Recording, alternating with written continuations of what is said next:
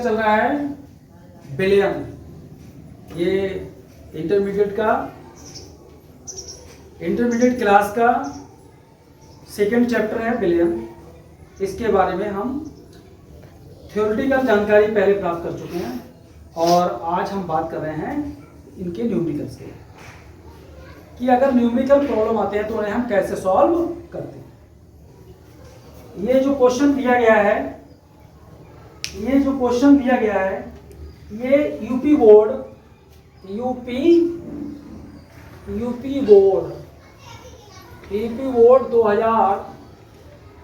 2019 में पूछा गया है। 2019 ये क्वेश्चन जो है यूपी बोर्ड 2019 में पूछा गया। क्वेश्चन हमारे पास क्या है, 90 ग्राम जल में 1.8 ग्राम ग्लूकोज का मोल प्रभास या मोल फ्रैक्शन कितना होगा। तो देखिए हम क्या जानते हैं, मोल फ्रैक्शन क्या होता है। मोल फ्रैक्शन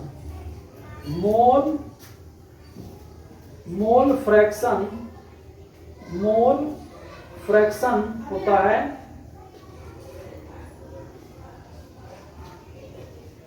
अवयव के मोलों की संख्या, अवयव के मोलों की संख्या बटे सभी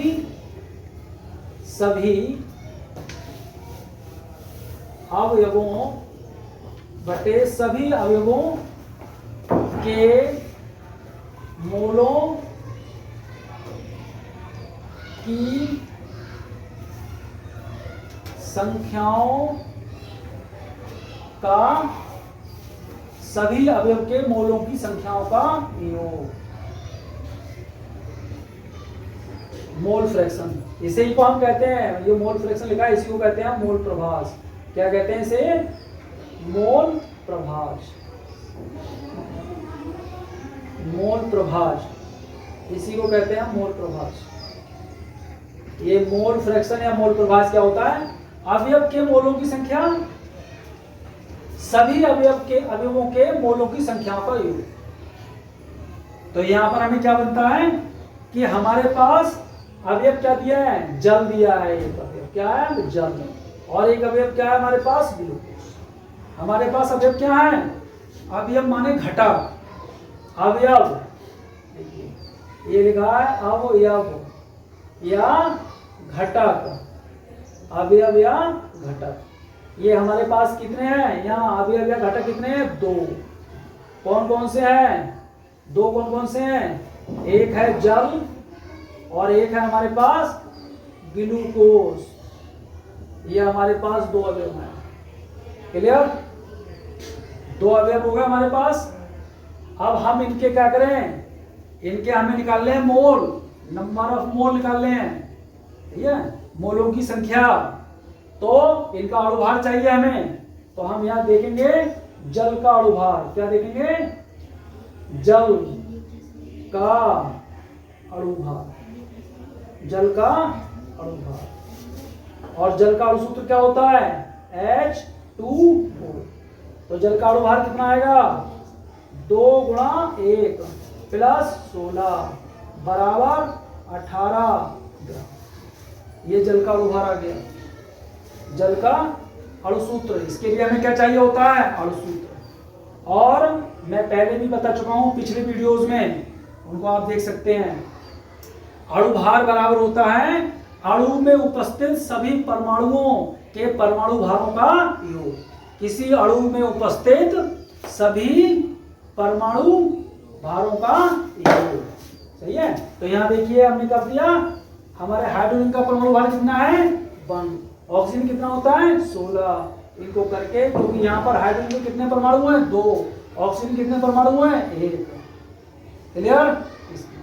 अब ऐसे हम निकाल लेंगे ग्लूकोज का अणुभार, ग्लूकोज का अणुभार ग्लूकोज का अणुभार निकाल लेंगे। तो ग्लूकोज का अणुसूत्र होता है C6H12 और वो 6। ये देखो कार्बन के कितने परमाणु हैं? कार्बन के कितने परमाणु हैं? 6। तो 6 गुणा 12, क्योंकि कार्बन का कितना होता है? देखिए यहाँ लिख देते हैं, कार्बन का होता है 12, O का होता है 16, ठीक है, H का होता है बम, क्या? परमाणु भार। क्या लिख रहे हैं? परमाणु भार। ये आपको गिवन हो सकते हैं। तो H के कितने हो गए हमारे पास? प्लस 12 गुणा 1 प्लस ओके 6 गुणा 16। इनको देख लो कितने आ रहे हैं भाई? 12 छंग 72 होता है, 12 छंग 72 प्लस 12 एकम 12 प्लस 16 पंजे 80 और 16 छक 96। जोड़ लो 6 और 2 8 और 2 10 का 0, हासिल 1 10 और 1 11 और 11 7 18, कितना होता है? 180 ग्राम। तो ग्लूकोज का अणुभार कितना आ गया? 180 ग्राम। और जल का अणुभार कितना आ गया? 18 ग्राम। अब हमें क्या निकालने हैं? इनके मोल। तो मोलों की संख्या देखिए भाई, मोलों की संख्या क्या होती है? मोलों की संख्या, मोलों की संख्या, मोलों की संख्या बराबर होता है ग्राम भार, ग्राम भार, या पदार्थ का ग्रामों में ग्राम द्रव्यमान, इसे भी ऐसे ही कहते हैं, ग्राम द्रव्यमान, सही है, बटे पदार्थ का अणुभार। अब यहां पर अगर अणु है तो अणुभार हो गया, परमाणु है तो परमाणु भार हो गया, सही है। 1 मोल परमाणु, ऑक्सीजन के 1 मोल परमाणु कितना होगा? 1 मोल परमाणु 16 ग्राम। ऑक्सीजन के 1 ग्राम अणु, सॉरी ऑक्सीजन के 1 मोल अणु तो 32 ग्राम, 1 मोल परमाणु तो 16 ग्राम। भाई ऑक्सीजन का परमाणु क्या होता है? O। ये खाली क्या लिखा है? ऑक्सीजन का परमाणु लिखा है, ये ऑक्सीजन का परमाणु है। और अगर हम यहाँ लिख दें O2 तो ये ऑक्सीजन का क्या है? ये अणु है। तो अगर हम कहें 1 मोल अणु तो इसका मतलब है 32 ग्राम। और कहें 1 मोल परमाणु, यहाँ क्या कहें? 1 मोल परमाणु किसका मतलब है? 16 ग्राम। समझ में आ रहा है? 1 मोल का मतलब क्या है? 1 मोल परमाणु ऑक्सीजन के 1 मोल परमाणु तो 16 ग्राम, ऑक्सीजन के 1 मोल अणु तो 1 मोल में। ये मोल क्या है? पदार्थ की द्रव्यमान की मात्रा का कैसा मात्रक है? मूल मात्रक, सही है। पदार्थ की मात्रा क्या है? मूल राशि। तो मूल राशि और ये मूल मात्रक। तो इस तरीके से हमें मोलों की संख्या ज्ञात करनी है। तो हम देख रहे हैं हमारे पास क्या गिवन है? ग्लूकोज का ग्राम में भार कितना दिया है? 1.8 ग्राम दिया है। और जल का ग्राम में भार कितना दिया है? 90 ग्राम। क्लियर? इसे मिटा दें, इसे मिटा देते हैं। हम देखते हैं जल के मोलों की संख्या। क्या लिखेंगे? 90 ग्राम में जल के मोलों की संख्या, जल के मोलों की संख्या, जल के मोलों की संख्या कितनी आएगी भाई? 90 ग्राम में जल के मोलों की संख्या कितनी आएगी? 90 ग्राम और बटे 18 ग्राम, है ना? क्या होता है? ग्राम में भार ग्राम भार या और बटे पदार्थ का अणु भार, तो 90 ग्राम। मोलों को हम N1 मान लें, जल के मोलों को हम N1 मान लेते हैं। जल के मोल कितने आ गए? 5। सही है। अब हम लिखेंगे 1.8 ग्राम ग्लूकोज में मोलों की संख्या। 1.8 ग्राम ग्लूकोज में मोलों की संख्या कितनी आएगी? 1.8 ग्राम बटे 180 ग्राम कितनी आएगी? देखो ये दशमलव है, ग्राम से ग्राम कैंसिल हो जाता है, ये दशमलव है, इसे हटाएंगे तो नीचे हो जाएगा 1.8 और इसके नीचे आ जाएगा 10 और गुणा 180। ठीक है। 18 एकम 18, 18 एकम 18, 18 धाई 180 कितने आ जाएगा? 1/100 हो जाएगा, या 1 से लिख दो, 1/10 गुणा 10 कितना हो गया? 1/100, या इसका मतलब हो गया 0.01। कितने मोल आ गए? ग्लूकोज की कितने मोल आ गए? इनको मान लें हम N2।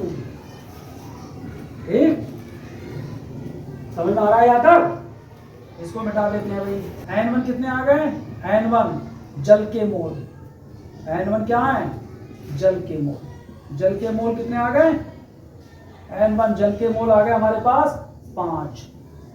N2 हमारे पास क्या है कि ग्लूकोज के मोल, क्या है? क्या आ गए? ग्लूकोज के मोल कितने आए? ग्लूकोज के मोल कितने आए भाई? 0.01। ठीक, हमने क्या था? हमें निकालना क्या है? ग्लूकोज के मोलों की मोल प्रभास, ग्लूकोज का मोल प्रभास। तो हमें जो आंसर है वही देखना है, N2 यानी ग्लूकोज के मोल प्रभास।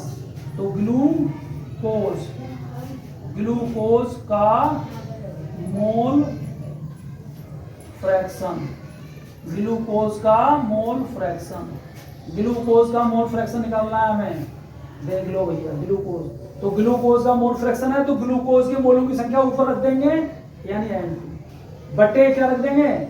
N1 plus N2। जिसका निकालना होता है ग्लूकोज का निकालना है मोल फ्रैक्शन, हमें ग्लूकोज का मोल फ्रैक्शन निकालना है। B या लिख देंगे we want to find, हम ये प्राप्त करना चाहते हैं ग्लूकोज का मोल फ्रैक्शन। तो N2 देखिए, N2 हमारा कितना है? 0.01 बटे जल का कितना है? N1 5 plus 0.01। ठीक है। अब इनको हल कर लीजिए, तो 0.01 बटे ये आ जाएगा 5.01। अब इनको हल करेंगे, देखिए इसको यहाँ लिख देते हैं 0.01 बटे 5.01। दशमलव से दशमलव हट जाएगा, देख लो, है ना? बराबर है, तो बराबर है तो दशमलव हट जाएगा। यहाँ पर ये आ जाएगा हमारे पास 1/501। 1/501 हल कर लीजिए भाई, 1/501 को हल कर लीजिए, 1/501 को हल कर लीजिए। देखो 0.002, तो ग्लूकोज का जो मोल फ्रैक्शन या मोल प्रभाव जाएगा वो कितना आएगा? 0.002। कितना आएगा? बराबर 0.00। ये आ गया आंसर। ठीक है। देखिए हमारे पास क्वेश्चन दिया है भाई बोर्ड पर, यदि 1000 ग्राम विलायक में 18 ग्राम ग्लूकोज घुला हो तो विलेन की मोलरता क्या होगी? क्या कह रहा है? मोलरता क्या होगी? तो हम जानते हैं, हम क्या जानते हैं? हम जानते हैं मोलरता,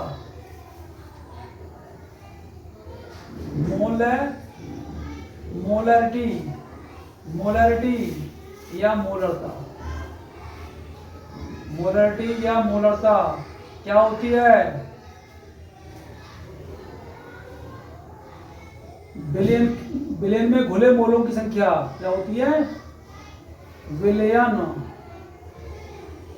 में घुले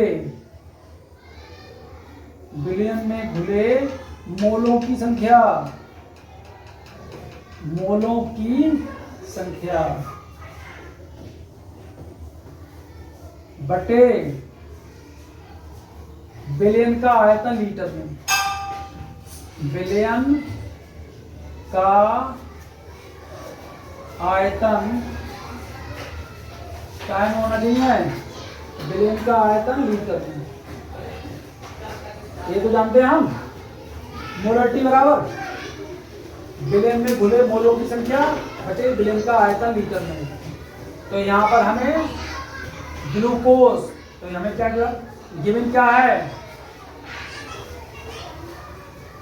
1000 ग्राम विलायक, 1000 ग्राम विलायक है, सही है।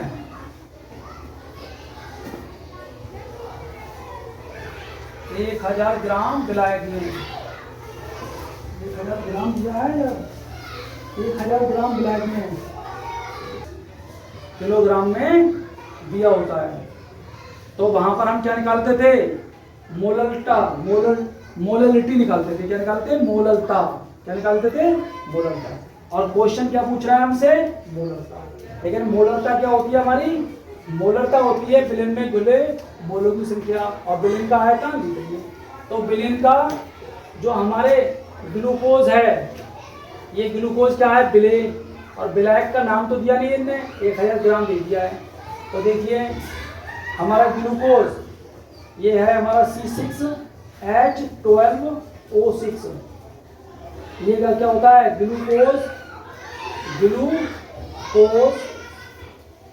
ग्लूकोज का अणु सूत्र। ये होता है ग्लूकोज का अणु सूत्र, ठीक है। तो इसका ग्लूकोज का अणु सूत्र, तो अणुभार निकाल लेंगे। तो ग्लूकोज का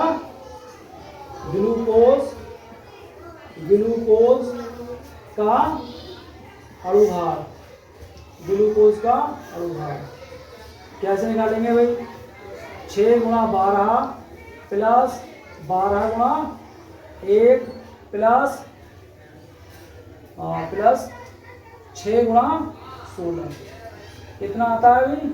12 छंग 72 प्लस 12 प्लस, और ये कितना हुआ? 16 छक 96। कितना आता था? 180। तो ग्लूकोज के घुले हुए ग्लूकोज के मोलों की संख्या क्या लिखेंगे? बिलियन में घुले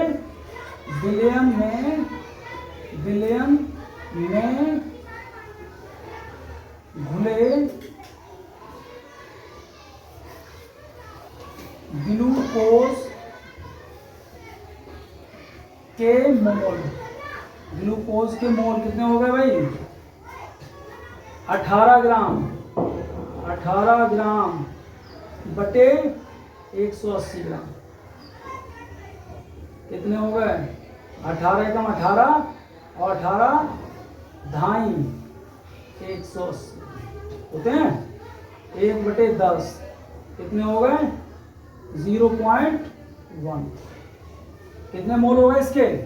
0.1। तो अगर हम यहाँ पर हमें क्या दिया है? यहाँ पर हमें क्या दिया है? 1000 ग्राम विलायक में, 1000 ग्राम विलायक में। तो हम इस बिलियन को क्या कह देंगे? तो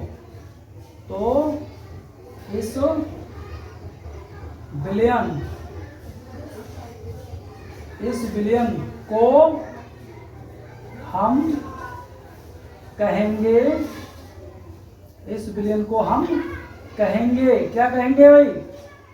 कि बिलियन कैसा है? 0.1 मोलर है, 0.1 मोलर है। यही आंसर हो जाएगा। क्यों हो जाएगा? क्योंकि यहाँ पर घनत्व हमें दिया नहीं है जो हम आयतन लीटर में निकाल पाए। तो 1000 ग्राम में विलेय का कितना मोल घुले हैं? 1000 ग्राम में विलेय के कितने मोल घुले हैं? 1000 ग्राम में विलेय के कितने मोल घुले हैं? 0.1 मोल घुले हैं। ठीक है, ये मोल कैसे हैं? 0.1 मोल। तो हमने पढ़ा था कि 1000 ml में या 1 लीटर में जितने मोल होते हैं वो क्या होती है? मोलर। 1000 ml में तो वो मोलरता, और अगर 1000 किलोग्राम में होते हैं या 1 किलोग्राम में होते हैं तो वो क्या कहलाते हैं? मोलरिटी कहलाती है। तो इसने हमें क्या दिया है? हमें आयतन दिया है ये विलायक का, और इन्हें क्या दिया है? हमें घनत्व तो दिया नहीं है। तो क्वेश्चन का थीम क्या है? यदि 1000 ग्राम विलायक में 18 ग्राम ग्लूकोज घुला हो तो विलेन की मोलरता क्या होगी? तो विलेन की मोलरता क्या होगी? विलेन कैसा कहलाएगा? क्योंकि 1 मोल घुला है 1000 ग्राम में, तो विलेन क्या कहलाएगा? 0.1 मोलर कहलाएगा। That is answer. आज के लिए बस इतना ही। जय।